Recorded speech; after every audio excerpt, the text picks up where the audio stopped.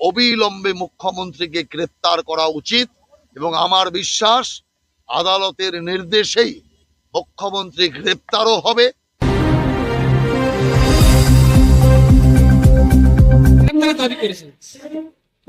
রাহুল সিং এর স্বপ্নটা দেখুক, কারণ ওরা তো গণতান্ত্রিক ভাবে আমাদের সাথে লড়াই করে পারছে না, ডেভেলপমেন্টের ইস্যুতে লড়াই করে পারছে না। ওরা কেন্দ্রীয় যে এজেন্সি গুলো আছে ইডি সিবিআই কে কাজে লাগাচ্ছে এবং ওরা স্বপ্ন দেখছে যে ইডি দিয়ে সিবিআই দিয়ে গ্রেপ্তার করে ওরা বাংলা দখল করবে। দেখুন, এটা ফেডারেল স্ট্রাকচার, কেন্দ্রীয় সরকারও একটা নির্বাচনের মাধ্যমে নির্বাচিত, তেমনি রাজ্য সরকারের যে নির্বাচন হয় অ্যাসেম্বলি ইলেকশন, সেখানেও মমতা বন্দ্যোপাধ্যায় একটা সরকার, নির্বাচিত সরকার। তো অমিত শাহ সারা দেশের স্বরাষ্ট্রমন্ত্রী হতে পারেন, কিন্তু বাংলার স্বরাষ্ট্রমন্ত্রী কিন্তু মমতা বন্দ্যোপাধ্যায় এবং নির্বাচিত। ফলে আমি আমার সরকারের একটা উইংস কে ব্যবহার করে বিরোধী দলকে গ্রেপ্তার করব, হ্যারাস করব, ধরপাকড় করব, করে ভোটে জিতবো, এটা হচ্ছে বিজেপির কায়দা। এটা হচ্ছে গণতন্ত্রের ওপরে কিন্তু অশনি সংকেত।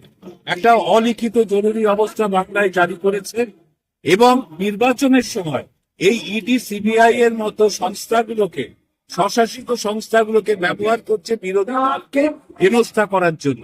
এটা গণতন্ত্রের উপরে বিরাট আঘাত। আপনারা দেখেছেন গতকাল যে আমাদের আইপ্যাক এর অফিস আমাদের পরামর্শ দেয় যে আমরা কিভাবে প্রচার করবো তার স্ট্র্যাটেজি ঠিক করে, কিভাবে মানুষের কাছে পৌঁছবে তৃণমূল কংগ্রেস বুথে বুথে তার রোডম্যাপ তৈরি করে, সেখানে গিয়ে লন্ডভন্ড করার প্ল্যান প্রোগ্রাম করছে। তো ওরা বসে বসে স্বপ্ন দেখুক, মমতা বন্দ্যোপাধ্যায়কে গ্রেপ্তার করার ক্ষমতা আছে কিনা কেন্দ্রীয় সরকারে দেখতে পাবে। কারণ মমতা বন্দ্যোপাধ্যায় ভারতবর্ষের সব থেকে জনপ্রিয় নেত্রী এবং ভারতবর্ষের শ্রেষ্ঠ মুখ্যমন্ত্রী, এবং বাংলার মানুষ মমতা বন্দ্যোপাধ্যায়কে তাকিয়ে থাকে। এটা জোর করে ওই এটা কি সেই রাজতন্ত্র আছে নাকি যে আমি পেয়াদা পাঠিয়ে ধরে আনলাম?